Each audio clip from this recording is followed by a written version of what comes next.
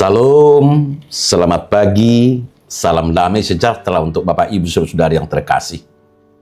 Marilah kita menerima sapaan firman Tuhan melalui renungan harian HKP Sutoyo hari ini Sabtu 24 Januari 2026. Kita berdoa.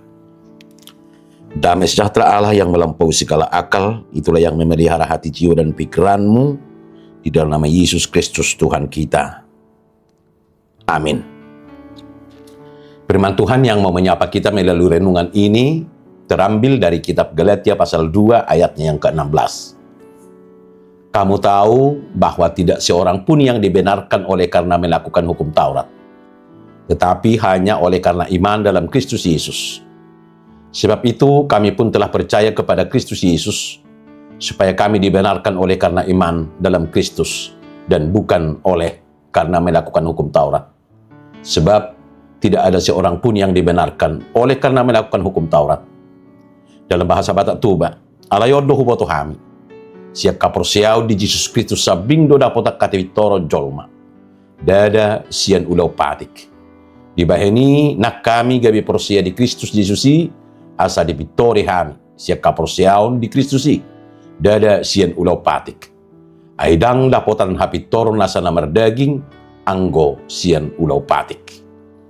Bapak Ibu, saudara-saudara yang terkasih di dalam nama Tuhan Yesus, melalui Rasul Paulus, nas ini mengingatkan kita pada suatu kebenaran iman Kristen, bahwa manusia dibenarkan bukan karena perbuatan baiknya, melainkan karena beriman kepada Yesus Kristus.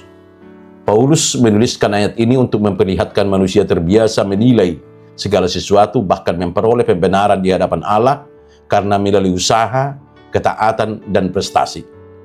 Kita merasa lebih berharga ketika kita berhasil, lebih rohani ketika aktif, pelayanan, dan sebaliknya merasa jauh dari Tuhan saat kita gagal.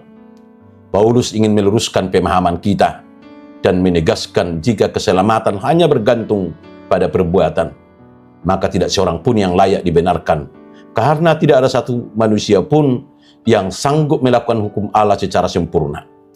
Keselamatan dan penerimaan Allah tidak ditentukan oleh usaha manusia, tetapi hanya oleh anugerahnya melalui Yesus Kristus. Bapak Ibu, saudara yang terkasih dalam nama Tuhan Yesus, renungan ini mengajak kita untuk bercermin tanpa disadari. Kita juga sering terjebak pada pola pikir yang merasa lebih baik karena rajin beribadah dan memiliki reputasi rohani yang baik. Tuhan tidak mengasihi kita karena kita sudah baik, tapi justru karena kita membutuhkan kasih-Nya. Iman kepada Kristus beratnya mengakui ketidakmampuan diri sendiri dan bersandar penuh pada karya salib-Nya, bukan pada apa yang sedang kita usahakan hari ini. Ketika kita memahami hal ini, maka kerendahan hati akan tumbuh karena kita sadar bahwa kita hidup bukan karena kehebatan rohani kita, melainkan oleh kasih karunia Allah. Saat jatuh, kita tidak ditolak, dan saat lemah, Tuhan tidak meninggalkan kita. Lalu bagaimana kita menjalani hidup setelah dibenarkan oleh iman? Hidup oleh iman berarti setiap hari belajar percaya, berserah, dan berjalan bersama Kristus. Iman kepada Kristus memulihkan relasi kita dengan Allah dan mengubah motivasi hidup kita. Kita melakukan kebaikan bukan untuk mendapatkan keselamatan, tetapi sebagai respon syukur karena kita diterima. Biarlah kebenaran ini menguatkan kita menghadapi hidup, membebaskan kita dari rasa bersalah yang berlebihan, dan mendorong kita untuk melayani Tuhan dengan hati yang penuh syukur, serta menjadi berkat bagi sesama. Amin. Kita berdoa. Tuhan yang penuh kasih, kami bersyukur karena Engkau menerima kami, bukan karena perbuatan kami, melainkan karena iman kepada Yesus Kristus. Ajarlah kami untuk hidup bersandar pada anugerah-Mu setiap hari. Saat kami lemah, kuatkan kami. Saat kami jatuh, bangkitkan kami.